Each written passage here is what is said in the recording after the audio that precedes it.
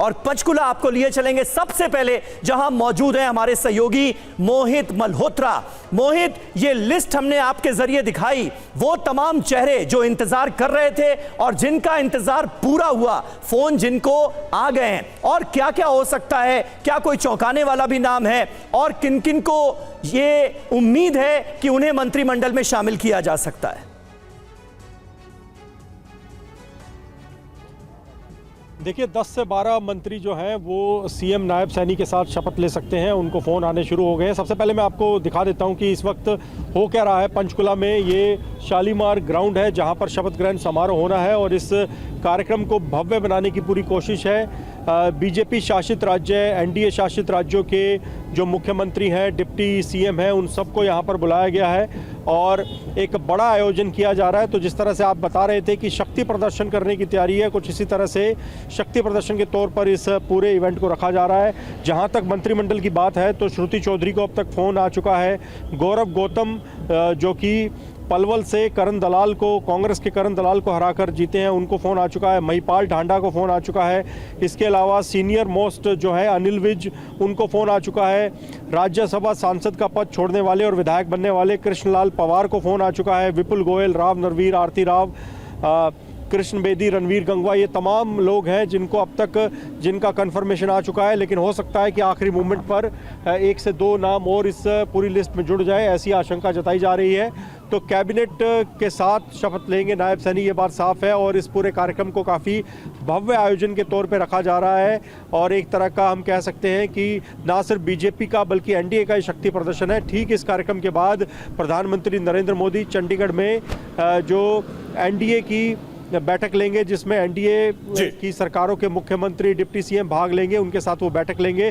तो आज का दिन काफी महत्वपूर्ण माना जा रहा है इस पूरी डेवलपमेंट को देखते हुए। महत्वपूर्ण है, शक्ति प्रदर्शन भी है एक तरीके से। सिद्धार्थ यादव बीजेपी के प्रवक्ता हमारे साथ जुड़े हैं। सिद्धार्थ, जीत मिल गई, सरकार बन रही है और फिर भी ये भी जरूर हम देख रहे हैं कि न सिर्फ बीजेपी बल्कि एनडीए अपनी ताकत का मुजाहरा करेगी, प्रदर्शन कर रही है। इसकी जरूरत अब क्यों महसूस हो रही है? चुनाव तो खत्म हो गए हरियाणा में। देखिए, ऐसा नहीं है कि इसकी जरूरत अभी महसूस हुई या ये कोई अभी किया जा रहा है। आपने देखा होगा कि भारतीय जनता पार्टी या एनडीए कहीं भी सरकार बनाती है तो हमारे जितने भी घटक दल हैं, हमारे साथी जितने सहयोगी हैं एनडीए में, जितने हमारे साथी संगी हैं, वो सब लोग हमारे उत्साहवर्धन के लिए हमारी शपथ ग्रहण के कार्यक्रमों में आते हैं।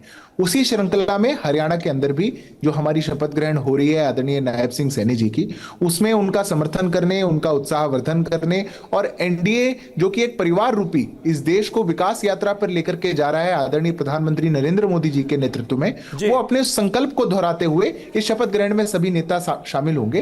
तो मैं मानता नहीं ये कोई नई बात है या कोई नया विशेष मैसेज है। एनडीए के सभी घटक दल एक साथ हैं, एकजुट हैं और वो एकजुटता आपको अलग अलग ऐसा तो नहीं है कि लोकसभा के बाद जिस संजीवनी की जरूरत थी वो मिली और उसकी ये खुशी है।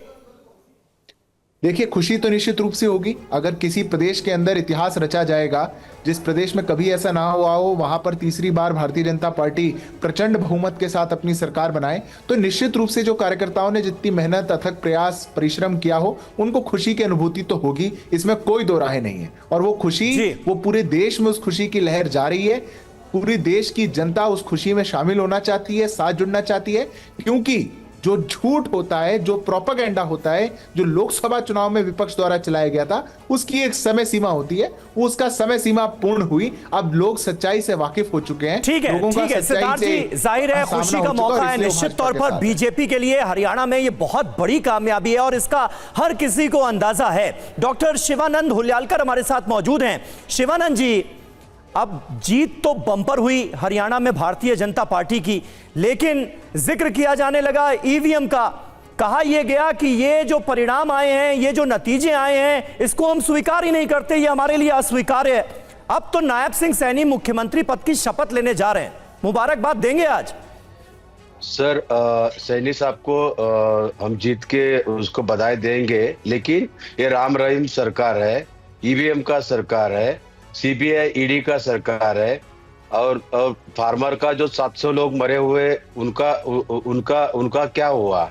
और इन्होंने जिस तरह से जो राम रहीम को बाहर निकाला, राम रहीम को अलर्ट किया, उसके बाद ड्रग्स पकड़ा गया, दिल्ली में हो, गुजरात में हो, महाराष्ट्र में हो, तो ये क्या चल रहे हैं, रोजगार नहीं, 2 करोड़ नौकरियों को क्या हुआ।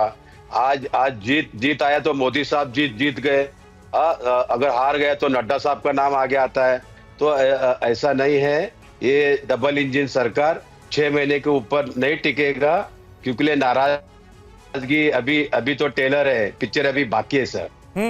और हरियाणा में बेरोजगारी बहुत चरम पर हुआ है सर।